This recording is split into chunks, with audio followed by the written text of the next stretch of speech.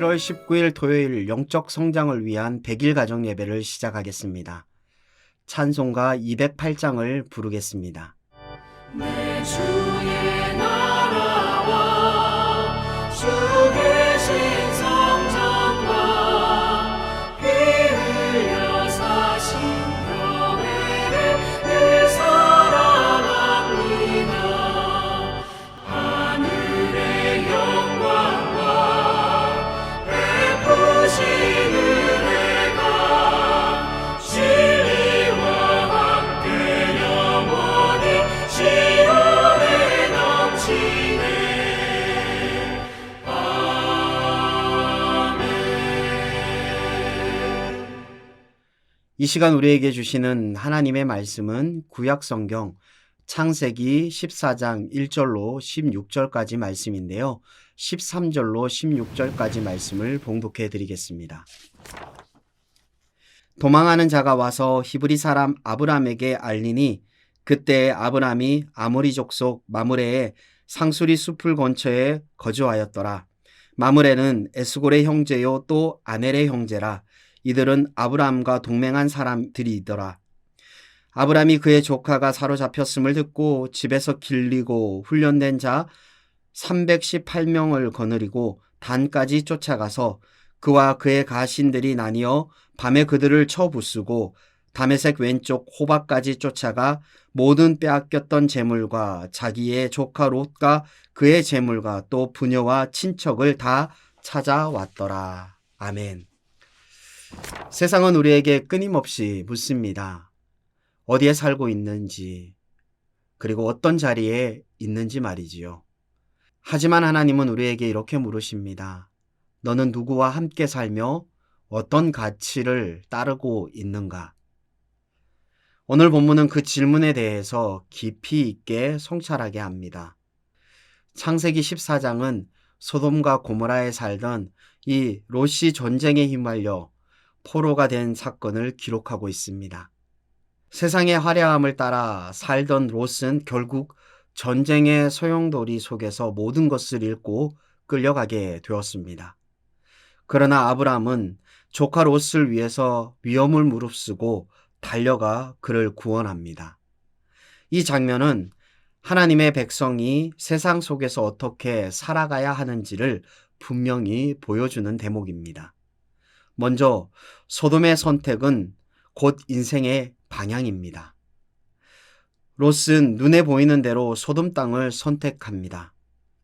비옥한 땅, 좋은 환경, 그것은 세상적으로 완벽한 선택이었습니다. 하지만 그 땅은 점점 죄와 타협하며 결국 멸망의 길로 나아갔습니다. 우리의 선택 또한 늘 그렇습니다.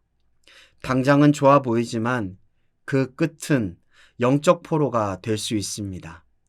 한 나무꾼이 매일 열심히 일을 했지만 어느 날부터 나무를 베는데 시간이 오래 걸렸다고 합니다. 도끼날이 무뎌졌기 때문인데요. 바쁘다는 핑계로 날을 갈지 않았습니다. 결국 아무리 힘을 써도 진전이 없었습니다.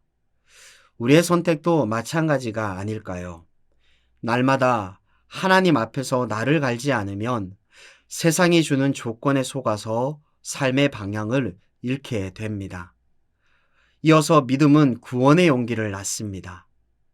아브람은 전쟁에 끼어들 이유가 없었습니다.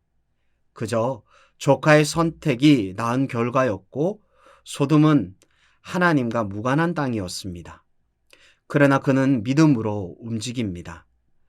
자신의 사람 318명을 데리고 연합군을 쫓아가서 롯과 포로된 자들을 구원해냈다라고 14절로 16절 말씀을 통해 우리에게 말씀해주고 있습니다. 믿음은 관심을 넘어서 행동으로 나아가는 용기입니다. 하나님의 백성은 세상의 죄에 빠진 자를 정죄하는 자가 아니라 구원하기 위해 움직이는 자들입니다. 그것이 바로 아브라함처럼 믿음의 사람으로 살아가는 길입니다. 사랑하는 여러분, 소돔은 지금도 우리 곁에 존재합니다. 눈에 보기 좋고 편안해 보이지만 결국은 우리 영혼을 병들게 하는 세상적인 같이 드립니다. 그러나 하나님은 오늘도 아브라함과 같은 사람을 찾으십니다. 사랑으로 세상을 이기고 믿음으로 이웃을 회복시키는 사람. 진짜 믿음은 세상에 끌려가지 않고 사랑으로 세상을 끌어안는 힘입니다. 우리 모두 그런 믿음의 사람들이 될 수 있기를 소망합니다. 기도하겠습니다. 하나님 아버지, 우리가 세상의 소돔과 같은 삶의 조건을 따르지 않게 하시고 믿음으로 바른 길을 선택하게 하여 주옵소서. 눈에 보이는 유익보다 하나님의 뜻을 따르게 하시고 어려움 속에 있는 이웃을 위해 아브라함처럼 용기 있게 나아가는 믿음을 주옵소서. 그리스도의 사랑으로 세상을 품는 자 되게 하여 주옵소서. 예수님의 이름으로 기도합니다. 아멘.